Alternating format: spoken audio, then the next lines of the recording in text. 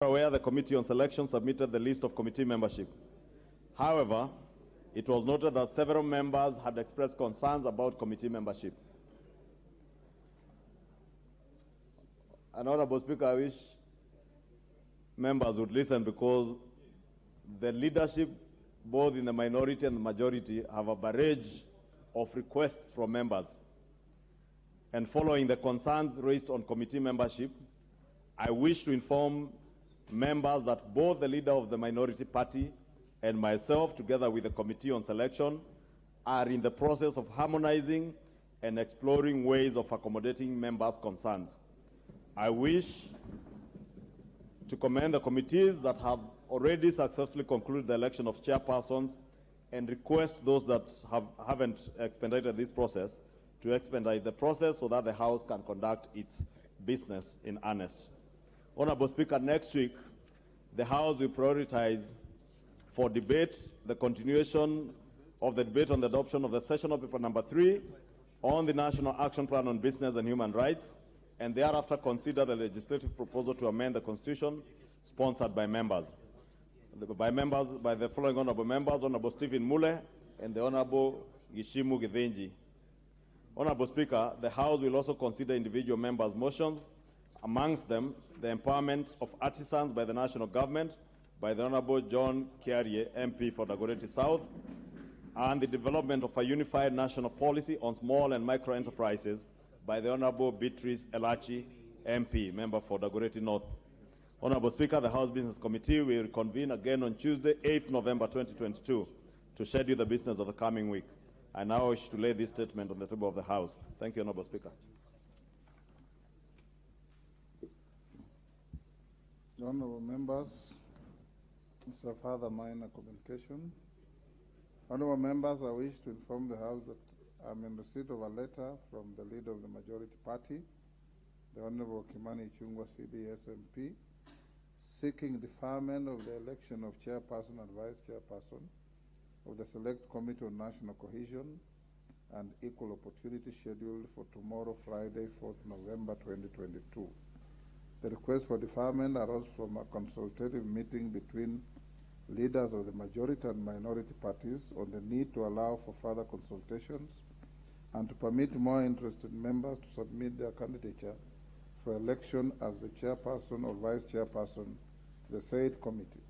To this end, the leader of the majority now seeks deferment for the elections to take place on Tuesday, 8th November 2022. Having acceded to the request, I order that the election of chairperson and vice chairperson of the Select Committee on National Cohesion and Equal Opportunity stands deferred to Tuesday, 8th November 2022.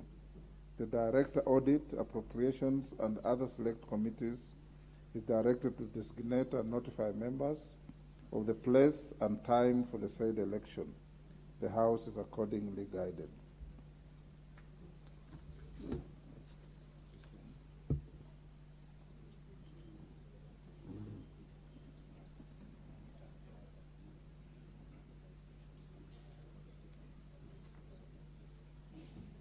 Honorable members, as we go to the next order, we will deal with the procedural motion at order number 8, put the question on order number 9, deal with the short motion at order number 10, and go back to the CDF issue as brought in a pre-publication form of the Constitution Amendment Bill by the Honorable Mule and Gishimu. Yes, Honorable. No, it is good to go on record. No, this is a house of record and rules. I was rather ambushed by your communication, which arose from the request from the Honorable Leader of Majority on the deferment of the elections of that committee, the Committee on Cohesion. Mr. Speaker, earlier on, I was advised by my members in the committee, and I confirmed this with the office of the director responsible for these committees, that indeed the window for returning nomination papers had closed yesterday. And therefore, the committee was set to go for elections tomorrow. So, firstly, that request is not out of any consultation between me and the Honorable Ichung'wah, because the information I had initially before I came here was that the committee was set for these elections, and therefore I had no reason or basis to ask for deferment. But more importantly, Mr. Speaker, is that one of the members in that committee, that is Honorable Martin Owino, who had applied to run for the position of vice chair, has just confirmed to me here that he did return his papers, and he was the sole candidate in that election. So therefore, this new development could end up causing problems, firstly in terms of procedures, but more importantly, it would disenfranchise, or it would actually prejudice the Honorable Martin Owino. Because as we sit here, he was happy and convinced that he is the sole candidate, and he was going to be elected and opposed. So it calls for further clarification so that we don't seem to change goalposts. Yeah, thanks, yeah. I direct the Honorable Majority Leader and the Minority Leader to consult on this matter. Yes. Yes, Majority Leader. In fact, Honorable Speaker, my apologies to the Leader of Minority, because I had indeed consulted with part of the leadership on the minority, and the Leader is aware that we had issues even with the PIC committees, similar issues that we needed to realign and which we deferred. Therefore, Honorable Speaker, I will be consulting with him. I could not be able to reach him this morning. Yes, we shouldn't have any tiff on the election of chairs, so you can discuss. Next order. Order number 8, procedural motion, extension of sitting. Majority Leader.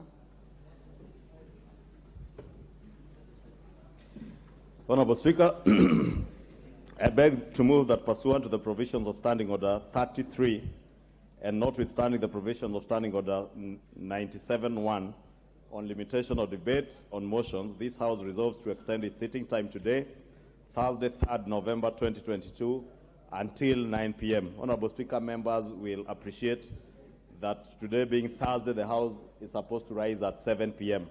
However, Honorable Speaker, as at the time the House adjourned last night, we had about 60 members who had made requests to make their contributions on the statement on the proposal to amend the Constitution on the NGCDF Act and GAF. And Honorable Speaker, I have received very many representations from members from across the political divide requesting that we allow them time to be able to have their say on this particular issue that came to us through the Honorable Mule and Honorable Gishimu. And therefore, an Honorable Speaker, you see, ordinarily on Thursdays, you will not find very many members sitting in the House, and it is the interest that this motion this particular statement has generated that has necessitated this procedural motion for us to allow a little bit more time, an extra 2 hours. You can imagine if people was to speak for 5 minutes, Honorable Speaker, we may not have enough time for everybody who wants to speak on this particular issue on NGCDF.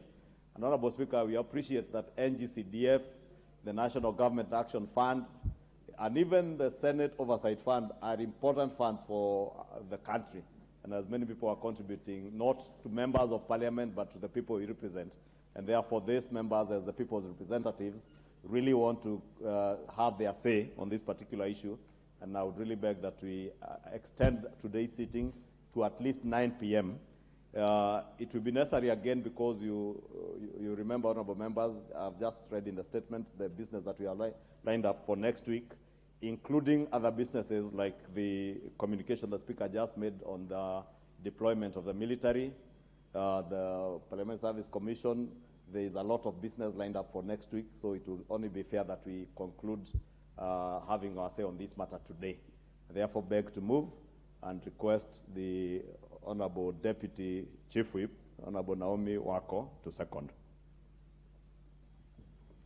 I second. Thank you. Members, I propose the question, which is that pursuant to the provisions of Standing Order 33, and notwithstanding the provision of Standing Order 97-1 on limitation of debate and on motions, this House resolves to extend its sitting time today, Thursday, 3rd November 2022, until 9 p.m.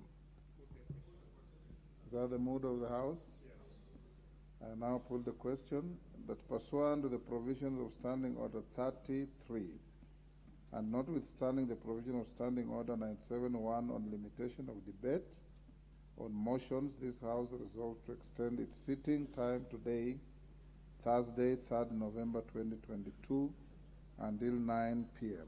As members of that opinion say aye. Aye. Will those of the contrary opinion say nay? The ayes have it.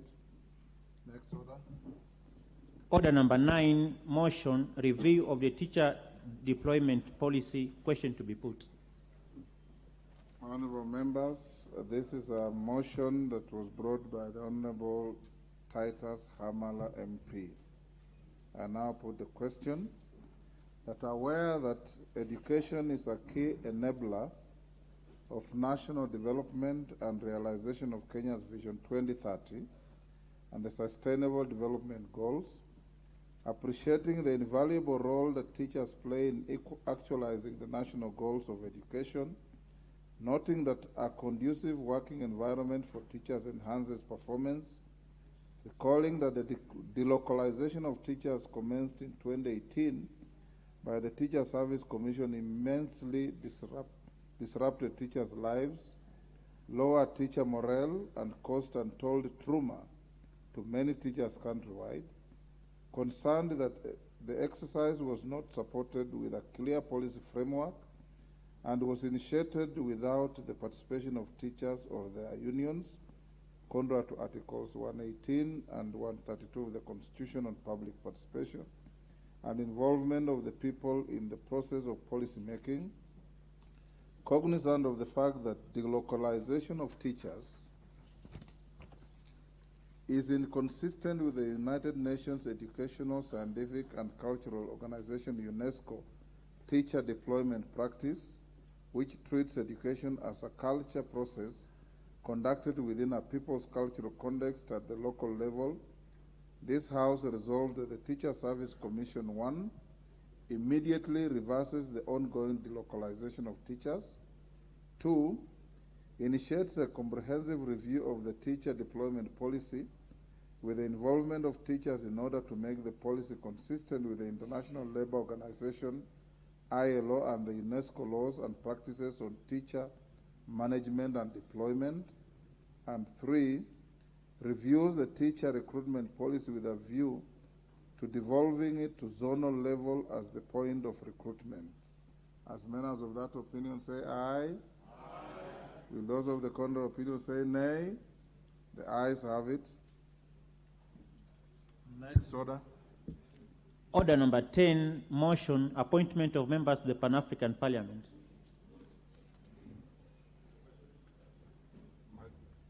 Majority Leader. Thank you, Honorable Speaker. And I beg to move that pursuant to Article 5 of the Protocol to the Treaty establishing the African Economic Community and relating to the Pan-African Parliament, this House approves the appointment of the following members of Parliament to the Pan-African Parliament. 1, the Honorable Rehab Mukami Wachira MP. 2, the Honorable Joseph Kalasinga Majimbo MP. 3, the Honorable Esther Mudhoni Pasaris, OGW MP. 4, Senator Professor Margaret Kamar, EGH MP. And 5, Senator Danson Mungatana, MGH MP. Honorable Speaker, looking at this list, Honorable Speaker, you will see the need for representation from across the political divide, Honorable Speaker. That is why you will find members from both the minority and the majority, with the minority represented by Senator Kamar and the Honorable Esther Pasaris, who also represents the great county of Nairobi. Honorable Speaker, we've also endeavored to see that there is regional balance in terms of the areas where these members of parliament come from, and also party representation, including our non-parliamentary political parties. That's why you see the Honorable Danson Mungatana from UDA, the Honorable Joseph Kalasinga Majimbo from Ford Kenya. Honorable Speaker, this is pursuant to the objectives of the Pan-African Parliament, Honorable Speaker, which, when it was formed, intended to create a platform for people from all African states to be involved in discussions and decision-making on the problems and challenges facing the African continent. And Honorable Speaker, members are aware that this parliament sits in Midrand in South Africa, and these members will occasionally need to travel to Midrand, South Africa for the sittings of this House, Honorable Speaker. Honorable Speaker, rather than members being elected through universal suffrage by the people, it became customary that the Pan-African Parliament members are designated by parliaments or legislatures of their member states, and the members of their domestic legislatures, Honorable Speaker, and that is why we go through this process through such a motion to approve such nominees to go and represent the people of Kenya and definitely the greater people of the African continent, and speak to issues that are of concern to the people, not just the people of Kenya, but Africans at large, and engage on issues to do with economic development and integration of the continent. Honorable Speaker, I want to challenge the members, if approved this afternoon, the Honorable Mukami, the Honorable Kalasinga, the Honorable Esther Passaris, Senators Mungatana and Senator Margaret Kamar, to represent our country with honor, and both this House and the other House with honor whenever the House sits. Please articulate issues that are of concern, as I said, not just to the Kenyan people, but to Africans at large. We should be a continent and a people who should be proud of our own heritage, a people who have the determination and the zeal to develop our continent together. I would really want to encourage these members, Honorable Speaker, to engage our colleagues from the other countries in our region, especially on the question of the African Free Trade Area, those of our colleagues in the East African community. For us as an African continent to continuously open up our borders. We have a continent that has very huge potential, Honorable Speaker, with a young population, a very productive population, well educated in many countries in Africa, and therefore there are many opportunities that we can use through such legislatures to explore opportunities for jobs within our continent, Honorable Speaker, and even outside our continent, to be able to export labor to those other continents, like in the Far East and in the West, where there is a dwindling population of young, productive Kenyan, sorry, not Kenyans, but citizens, Honorable Speaker. It's only that now I'm accustomed to Kenya. But there are countries, especially in the West and the Far East, that their populations are increasingly aging, and the working population is dwindling. Whereas in Africa, in Kenya, in Africa, we have a huge depository of young people who are very educated with good skills. In our own country here, Honorable Speaker, we have young children, or rather young men and women, who have good skills, who speak English fluently, and therefore are able to easily and quickly access job opportunities in English-speaking countries, and even others in French-speaking and even Portuguese-speaking countries. Our young people in this country have learned this foreign language, and therefore we can explore opportunities, and it is through such fora like Pan-African Parliament that we can be able to bargain as a continent, even for opportunities in other continents for our people, and also to be able to develop our countries in our respective regions, be it through EAC, COMESA, and all the other regional blocks. And as I said, to open up our borders to ensure that we are all trading. We pride ourselves when, as a country, we say that our greatest or our largest bilateral trading partner, for instance, is Uganda. That is the way it should be. And the balance of trade between us and our regional partners and our regional neighbors should not be so huge. We should be able to export what we are able to export to Uganda. And for instance, at a time like this when we have drought, and probably Uganda, Zambia, Tanzania have maize, have other food crops that we could be able to export to them, import from them, Honorable Speaker. We are able to do that without unnecessary hindrances and barriers of trade. Honorable Speaker, I don't want to say much on this, and I want to request the Honorable Robert Mbui, the Deputy Leader of Minority and member for Kathiani, to second as I beg to move. Thank you, Honorable Speaker. I second. That is all? Honourable members, I propose the question, which is that pursuant to Article 5 of the Protocol to the Treaty establishing the African Economic Community and relating to the Pan-African Parliament, this House approves the appointment of the following members of Parliament to the Pan-African Parliament. 1, the Honourable Rahab Mukami Wachira MP. 2, the Honourable Joseph Kalasinga Majimbo MP. 3, the Honourable Esther Muthoni Passaris OGW MP. 4, the Honourable Senator Professor Margaret Kamar EGH MP. And 5, Senator Danson Mungatana MGH MP. There being nobody keen on debating this, I'll now put the question, which is that pursuant to Article 5 of the Protocol to the Treaty establishing the African Economic Community and relating to the Pan-African Parliament, this House approves the appointment of the following members of Parliament to the Pan-African Parliament. 1, the Honourable Rahab Mukami Wachira MP. 2, the Honourable Joseph Kalasinga Majimbo MP. 3, the Honourable Esther Muthoni Passaris OGW MP. 4, Senator Professor Margaret Kamar EGH MP. And 5, Senator Danson Mungatana MGH MP. As members of that opinion say aye. Aye. Will those of the contrary opinion say nay? The ayes have it.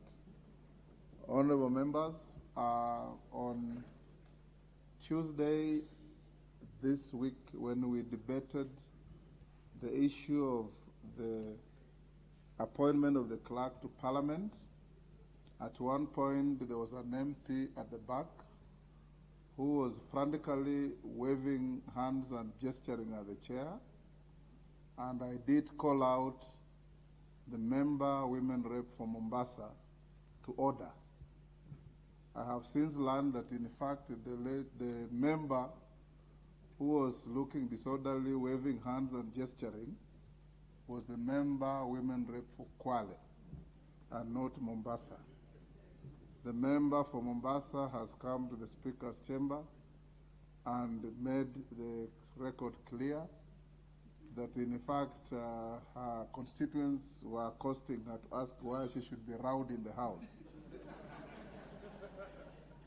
I did tender a regret to her and explain to her that both the two members are always heavily veiled, and it's very difficult to identify them with clarity and distinction. To the Honourable Member of Mombasa, the matter to which your name and your designation was mentioned is hereby ordered to be expunged from the Hansard. And the matter will be treated as if it was never said.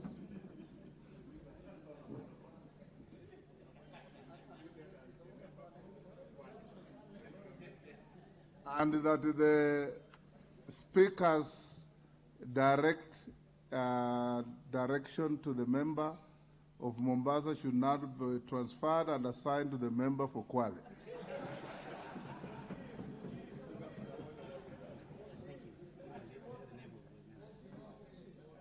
And the member for Kwale is called Masito Fatuma Hamisi. Masito Fatuma Hamisi. Next order. Yes, Honourable Majority Leader. Honourable Speaker, not that there is anything that is out of order in your communication, Honourable Speaker. But members will remember, as we began this House, Honourable Speaker, even as we debated the question of the leader of majority and minority, we did, all of us, and I think even the Honourable John Buddy and the Honourable Pio Wandai, implored on members on the need to conduct ourselves with some decorum. And Honorable Speaker, the fact that you have taken your time as a Speaker to set the record straight on that issue, that it was the member for Kwale, not the member for Mombasa, should inform especially our new members on the need to conduct ourselves with decorum. That anything and everything you do on this floor is with the full view of cameras, and Kenyans are watching you. And there will be a price to pay for it, either before or at the time of your next election. And therefore, I want to take this opportunity, Honorable Speaker, to thank you for setting the record straight on behalf of the member for Mombasa, who, Honorable Speaker, is a seasoned member of this House, and ask the member for Kwale, as I will ask all other members, please let us allow each other to speak and be heard. If you have a different opinion from mine, just hold your horses as I speak, or as another member speaks. You will have your time for your say. And eventually, Honorable Speaker, as you have guided, the vote will decide whichever way anything goes. And Honorable Speaker, I just wanted to say that because I also did note with concern the actions of the member for Kwale when she was gesturing and waving that Bado Mapambano thing, and I do not know who she was pambanaring with in the House. And this House is not for Mapambano. This House pambana with what the content, Honorable Speaker, as you once said, the content between your ears, not your two hands or your two legs, Honorable Speaker. Honorable Speaker, with that, I thank you. Yes, Honorable Member. Thank you, Speaker. I think the statement you have made about the conduct of the MP for Kwale was adequately enough. Is it in order, actually, for the leader of majority to start a debate on a statement that you have already made clear about the conduct of the House? Actually, I would have allowed even the minority leader to say something, because they are the custodians of the leadership of the House. Honorable Wandai, because the dignity of this House is not just the responsibility of the chair. Mr. Speaker, I will speak not necessarily on the matter you have just rested. But on general decorum. Yes, but generally, because the issue of good conduct or bad conduct in these chambers have not been restricted to that particular day only.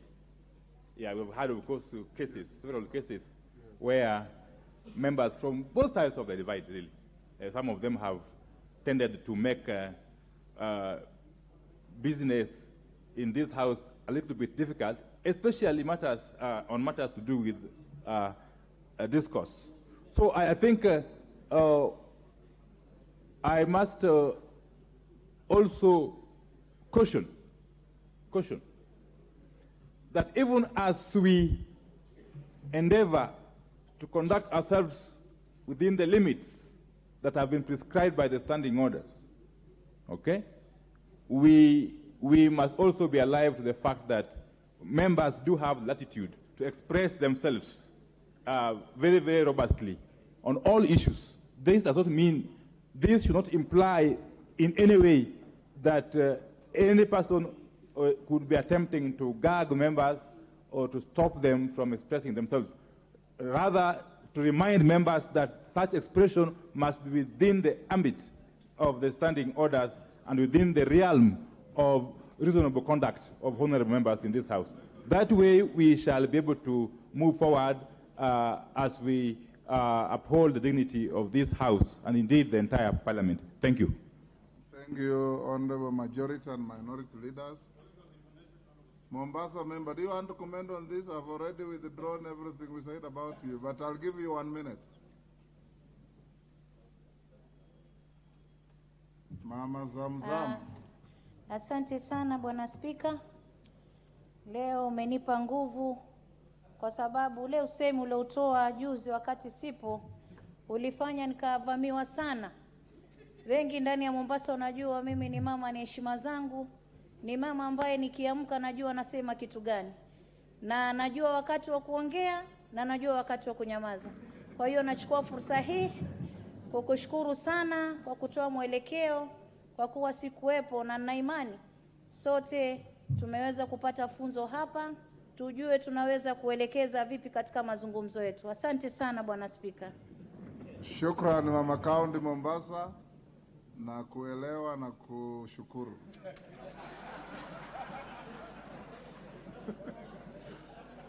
Next order. General debates on the legislative proposal to amend the Constitution under Standing Order 114.7a. Honorable members, we go back to the pre-publication debate on NGCDF and GAF, brought by Honorable Mule and Gishimo. We have a member who was on the floor, the member for Kericho Beatrice Kemei. I want to encourage honorable members who have not made their maiden speeches that this is one clear opportunity for you to make your maiden speeches, and I will allow the chair to liaise with the whips. If the whips on either side, you have members who may not be on the screen but would wish to make their maiden speeches, you can approach the chair and we can give them some priority to make their maiden speeches. Honorable Beatrice Kemei, you have 4 minutes to go. Thank you, Mr. Speaker. First, allow me to congratulate you. I did that in your absentia, and I want to take this opportunity to support the motion of the debate concerning the legislative proposal to amend the Constitution to anchor the NGCDF and GAF Senate Oversight Fund, Economic Stimulus and Empowerment Fund in the Constitution. Mr. Speaker, it is necessary to understand the basis on which the drafters of the Act had in mind. We know that its sole intention was to iron out regional imbalances brought about by political patronage, and something that it has achieved immensely, Mr. Speaker. So far, I would say CDF, NGCDF and GAF has done so much. It has brought a lot of balance, and I believe that members of parliament who are present here know the much it has done. It has actually done. Mr. Speaker, sir, the impact that it has made is immense and cannot be swept under the carpet, Mr. Speaker, sir. And maybe to highlight just but a few. NGCDF, Mr. Speaker, in the education sector has seen many students through school, and I believe some of them are here. Those who come from humble backgrounds, they have received bursaries, Mr. Speaker, and even now many of our people, many of the students and even their parents are calling us, asking to be, when the bursary would actually be dispersed for them to enable the students to be in school. So I would actually say that it has done so much. Not to forget, Mr. Speaker, the infrastructural facilities in schools. Mr. Speaker, sir, in the county governments do much on the lower part of schools, that is the ECD, but secondary and primary schools facilities are done by the CDF, NGCDF, Mr. Speaker, and that one has done great work. To add on that, Mr. Speaker, for the GAF, it has done so much. Women empowerment and projects that are done by NGC and GAF is so much, Mr. Speaker. Not to forget the table banking for the many of our women. It has actually encouraged most of them. It has put food on the table for many of them. And Mr. Speaker, sir, that is the more reason I am supporting this motion.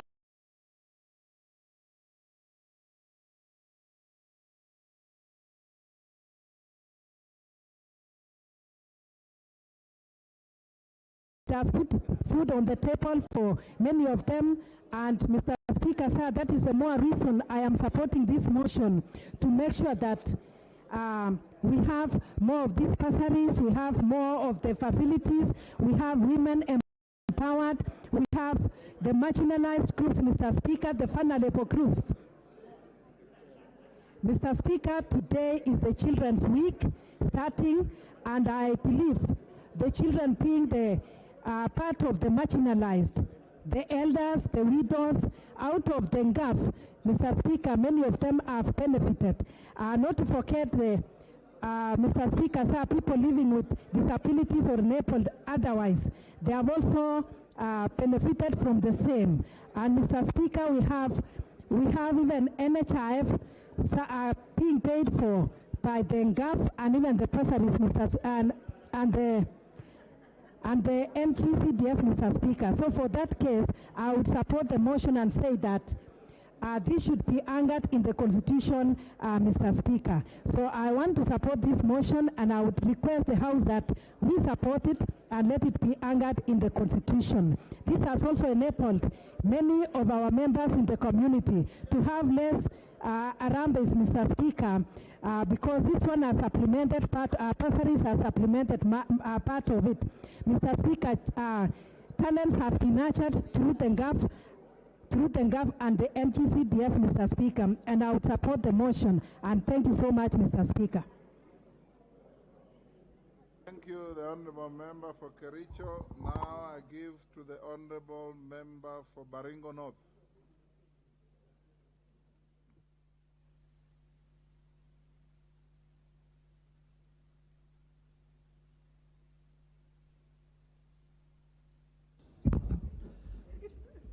Thank you, Mr. Speaker. Thank you, Mr. Speaker.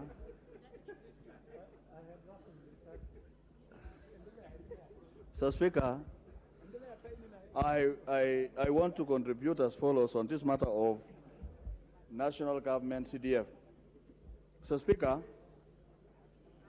I want to put a record straight that this fund is not a fund for members of parliament.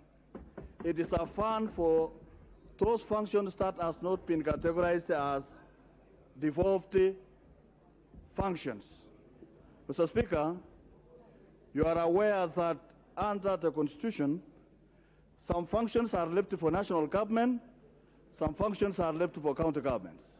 And to finance those projects that are earmarked for national government, including our schools, secondary schools, primary schools, you require the CDF.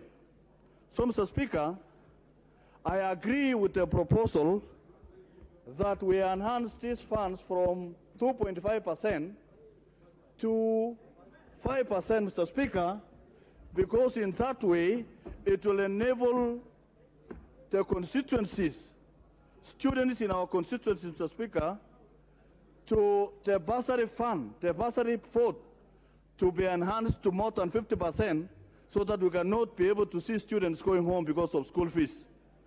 So, Speaker, as a matter of priority, even now, Mr. Speaker, it is in the honors of an Attorney General this House approved to advise the current Cabinet Secretary for Treasury to release the already budgeted for funds for NGCDF, Mr. Speaker, so that the children of this country can be able to go to school. Mr. Speaker, last weekend, I experienced a very bad scenario, Mr. Speaker. When I was traversing my constituency, I found a girl that was sent home, and she was trekking for over 30 kilometers, Mr. Speaker. And when I asked the girl, where are you going? She says, going home. And where she's going home, Mr. Speaker, is an area that has been affected by bandits, where the child is not sure whether they will find their parents in the same place. Mr. Speaker, it only required that I had to support and call the principal and paid money while on the road for that particular child to go to school. Mr. Speaker, when I asked the girl to go back to school, she said she cannot go back to school through the same route because she was chased by an unknown person on the way. And remember, she was a girl, Mr. Speaker. This, Mr. Speaker, compelled me to actually give my vehicle to take the child to school as I wait, Mr. Speaker. That tells you, minus NGCDF, Mr. Speaker, then there is big number of children in this country who are not able to access free, compulsory, basic education, Mr. Speaker. Even the students that are up and in our calories, Mr. Speaker, if we cannot support their bursaries, Mr. Speaker, they are not able to get that quality, free and compulsory basic education, Mr. Speaker. Mr. Speaker, in addition, whereas the Senate wants to have some oversight funds, Mr. Speaker, there is also need, there is also need for members of parliament to be supported through oversight funds so that they can be able to go around and oversight what is going on in their constituencies, Mr. Speaker. It is not only the senators who will do the oversight. Even members of National Assembly need to do an oversight, Mr. Speaker. So, Mr. Speaker, when we anchor this in law, then the business of judiciary, which have already a fund, which is in the Constitution, Mr. Speaker, to destroy this particular noble fund that sorts out the children of this country. Those of us who come from areas that are affected by insecurity, Mr. Speaker, this is a very critical fund. Remember, there is a child whose parents have lost all the animals, their parents have been killed, and this is the only fund that can support that particular children in our constituency, Mr. Speaker. So, Mr. Speaker, going forward on this particular matter, I want to thank the Honorable Member Mule and a Member Kithinji from Kishuku. Mr. Speaker, the faster we do this particular amend this constitution and anchor NGCDF into the supreme law of the land, then the better for the children of this country, Mr. Speaker.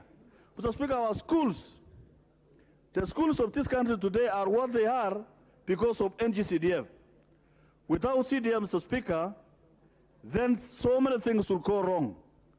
And Mr. Speaker, this is a fund that we want to protect in the matter law, so that any other human rights groups, and Mr. Speaker, I want that these activists, Mr. Speaker, whether they have children who are going to school or they are bachelors and spinsters, Mr. Speaker. Mr. Speaker, they need to be scrutinized. Mr. Speaker, we require an advisory opinion from this parliament requiring the Attorney General to advise the current Cabinet Secretary to release the money before we go to recess. And I want to ask members of parliament, the sooner we stop any other business in this house until this amendment is done, then it is better for our country. Because this is a matter of life and death. So, Speaker, today, this 13th parliament, many members were able to come back. Why? Because of how their constituencies were able to distribute funds for CDF and projects and gave them a name, and the citizens were able to re-elect them, Mr. Speaker. Without which, Mr. Speaker, then they could not have been able to come back, Mr. Speaker. Mr. Speaker, that tells you it alters the fabric of elections in our country. Mr. Speaker, as we do this, Mr. Speaker, the affirmative fund also for the affirmative fund also, Mr. Speaker, is also very good, because many women in this country who have got support. In fact, I remember in my constituency, you were able to get some water tanks, goats, and many other things, and sort out the things that are required by our girl child, Mr. Speaker. So, Mr. Speaker, I will be one of the promoters that we increase this fund to the 5% that has been earmarked in this particular amendment, Mr. Speaker. And, Mr. Speaker, finally, when we enhance this fund to 5%, Mr. Speaker, there are constituencies that have not been able to produce a doctor or a pilot, Mr. Speaker. When we enhance the fund, we enhance the bursaries, percentage of bursaries in our constituencies, and then we can, actually every constituency will be able to sponsor a child